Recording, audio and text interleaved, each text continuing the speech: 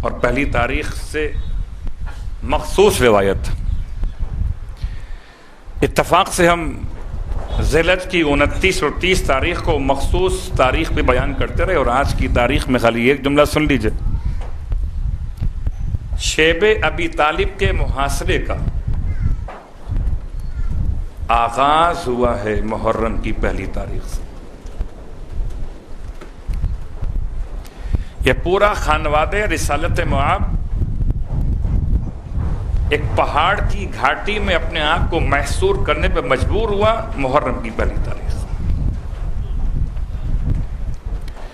اور وہی کیفیت تھی کہ جتنا خوراک کا سامان سب ختم ہو گیا، اور ایسے وقت بھی آیا کہ بچے بھوک سے بلبلاتے تھے۔ یہی محرم کی پہلی تاریخ قصر بنی مقاتل پر امام کا کاروان پہنچا، محرم کی پہلی تاریخ، اور امام علیہ السلام کا کاروان 2 محرم کو کربلا میں وارد ہوا۔ منزل شراف سے آگے بڑھے تھے،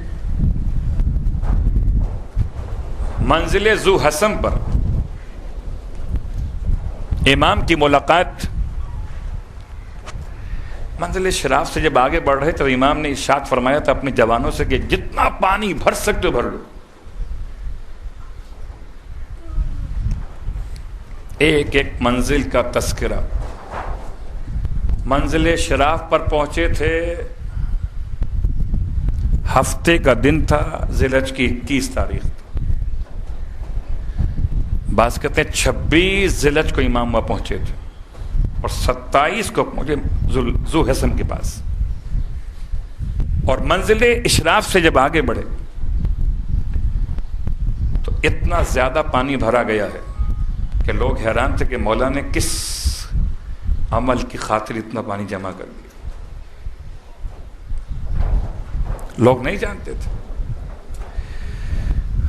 ابھی آگے بڑھ رہے تھے، منزل زود پر قیام نہ کیے بلکہ اس سے آگے بڑھ گئے، یہاں تک کہ منزل ذو حسم کے قریب پہنچے۔ ذو حسم اصلاً ایک چھوٹا سا قلعہ نما انداز تھا جس میں امام نے چاہا کہ یہاں قیام کیا جائے، کیونکہ لشکر کو امام اور امام کے ساتھی ملاحظہ کر رہے۔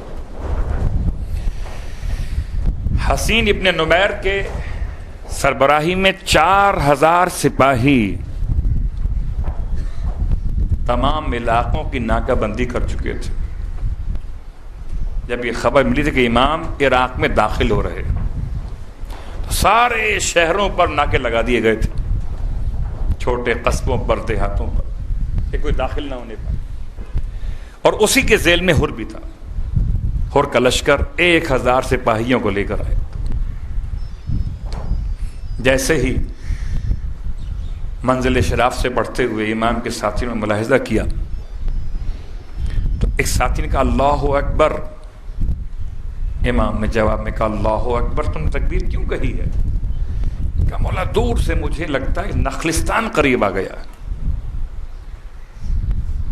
امام کے اصحاب میں سے ایک صحابی نے کہا نخلستان نہیں ہو سکتا، میں اس علاقے کو جانتا ہوں۔ پھر کیا ہے؟ کہ مجھے لگتا ہے کہ یہ نیزے کی نوکیں ہیں جو چمک رہی ہیں، گھوڑوں کی کلوتیاں ہیں جو بالکل نمایاں ہو رہی ہیں۔ امام فرماتے ہیں ہم بھی یہی محسوس کر رہے ہیں۔ گرد و غبار چھٹا لشکر سامنے آ گیا، اور اب امام کے ساتھی، امام فرماتے ہیں بھائی عباس، لشکر بہت پیاسا ہے، جو پانی وہاں بھرا گیا تھا نا، اللہ اکبر، کیا انتظام ہے۔ میں حیران ہوں واقعا، مجلس میں آنے والے بعد میں آتے ہیں اور پانی کا انتظام پہلے کیا جاتا ہے، پانی پینے والے بعد میں آئے تھے اور مشکیزیں پہلے بھر لیے گئے تھے۔ بھائی عباس، مشکوں کے دہانے کھول دیے جائیں۔ علی ابن طیان کہتا ہے کہ میں سب سے آخر میں تھا، مجھ سے چلا نہیں جا رہا تھا، میں سب سے آخر میں متصل ہوا، تو مجھ سے امام نے دیکھ کے فرمایا انخ ان نخلا، اونٹ کو بٹھا کر پانی پی لے. کہتا ہے میں نے اونٹ کو بٹھایا جس پر مشقیں لگی ہوئی تھیں امام کے کاروان کی، اور جیسے ہی مشق کا دہانہ کھولا مجھ سے پکڑا نہیں گیا. اتنی شدید پیاس تھی کہ پانی دائیں نکلتا تھا بائیں نکلتا تھا. اس منظر کو دیکھ کر حسین میرے قریب آ گئے. فرمایا اطمینان سے پیو، ہم تھام لیتے ہیں مشکیزیں. اللہ اکبر. یہ ہور کا لشکر ہے کہ جو امام سے ملاقات کر رہا ہے. اب سب کو سیراب کر دیا تو امام ذو حسن پر ایسے مقام پر قیام پذیر ہوئے جو چاروں طرف سے محفوظ مقام ہے. سامنے ہر کا لشکر ہے. یہاں تک کہ نماز ظہر کا وقت ہو گیا. امام نے اپنے فرمایا مؤذن سے حجاج اذان ہو. پھر فرمایا کہ اقامت کہو. اقامت ہو کہ ہر تو اپنے لشکر کو نماز پڑھا، ہم بھی نماز پڑھ لیتے ہیں پھر بات کرتے ہیں. امام نے 3 خطبے دیے ہیں اس موقع پر. اللہ اکبر. وہ تمام خطوط دکھائے ہیں. سمعان بن عقبہ سے کہتے تھے اٹھا کے لاؤ 2 تھیلے خطوط کے، سب رکھے اور کے سامنے. اور کہتا ہے مجھے تو اتنا حکم ملا ہے کہ میں آپ کو یہاں سے کہیں اور جانے نہ دوں. تب امام نے فرمایا تھا اور کیا کرتا ہے؟ تیری ماں تیرے ماتم میں بیٹھے. عزیزو، اگر کوئی کسی کو پانی پلائے تو کوئی اور احسان یاد رہے نہ رہے مگر پانی کا احسان تو یاد رہتا ہے. اور اتنا کریم تھا آقا حسین، جب ہور کو پانی پلا دیا.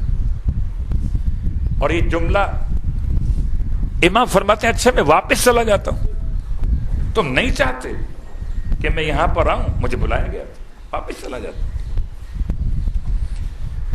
امام سوار ہونا چاہتے ہیں واپس جانے کے لیے، نہیں آپ کو واپس نہیں جانے دیں گے.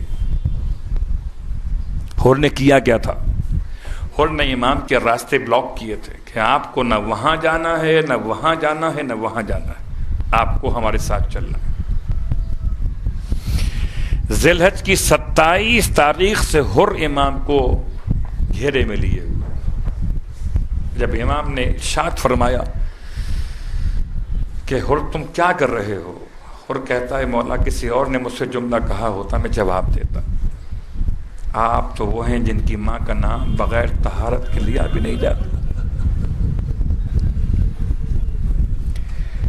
رونے والوں آپ کی مرضی ہے، کم رو زیادہ رو، محرم شروع ہو گیا. مصائب تو اس لیے پڑھے جاتے ہیں کہ یاد باقی رہے، ورنہ رونے کے لیے مصائب کی حاجت نہیں ہوتی. میں کل بھی ایک روایت پڑھ رہا تھا، روایت اور پیش کر دوں آپ کی خدمت میں کہ یہ 10 دن خاص ہیں، 2 مہینے 8 دن نہیں، 10 دن خاص ہیں. ان 10 دنوں میں آسمانوں پر فرشتے حسین کا لہو بھرا ہوا کرتا لے آتے ہیں. اس لیے آپ کی کیفیت تبدیل ہو جاتی ہے. پورے سال کوئی متوجہ نہ ہو، 2 مہینے 8 دن نہ متوجہ ہو، مگر 10 دن ایسے ہوتے کہ ان میں متوجہ ہو جاتا ہے. اگر کہیں کوئی محبت حسین اس کے نسب میں پائی جاتی ہے. اجرکم اللہ عزادارو. عجیب جملہ ہے، ہر روز پڑھیے، مگر پہلی محرم خاص طور سے امام کی روایت مکمل کروں جو میں نے 2 دن مکمل بیان کی، اس کا ایک حصہ باقی. فرمایا تھا یبنا شبیب، اے شبیب کے بیٹے، اگر تو چاہتا ہے ان سرکا ان یکون لکا من الثواب مثل ما لمن استشهد مع الحسین، کہ تجھے اتنا ثواب ملے کہ جتنا ان کو ملا کہ جو مولا حسین کے ساتھ شہید کیے گئے.